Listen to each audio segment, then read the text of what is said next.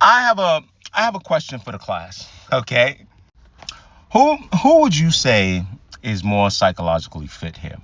Who would you say has the upper hand in this situation? Who would you say is playing a Game of Thrones better?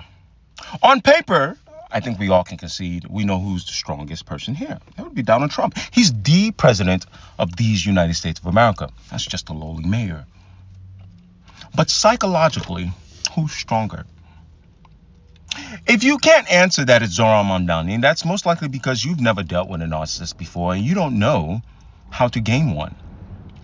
Right? I want to give credit to, I forgot the gentleman's name. I'm going to try to tag his video on here. He had a simple concept, kind of tongue-in-cheek. Hey, we got the psychos. They run a cult. They're dangerous. They can, influence the normies and just take advantage of people. We got the normies, which is most of us who can't really recognize certain psychological shit, right? And then we got the sickos who are simply obsessed with certain things, right? But they're simply obsessed with getting things done.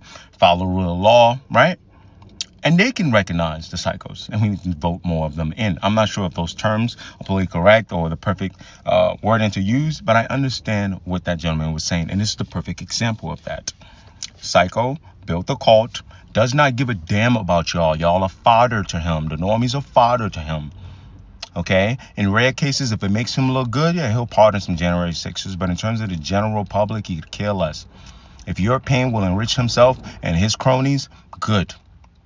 That guy actually cares about politics. He knows how to play the game. If you look at these two pictures here, here's the thing about narcissists, okay? They have two ways of really going about it, except for fathers. They don't really care about fathers. You're just a tool for them to use to get what they want. Narcissists do two things, and when they look at people, they really either extremely like you make them feel good, or they hate your guts, and they will make you feel terrible. Either way, they'll keep both around.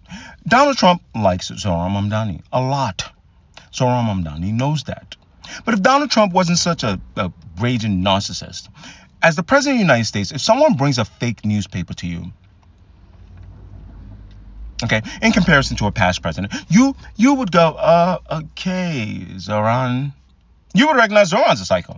Thank you, but you didn't need this just to get more funding for housing for New York. I'll do it.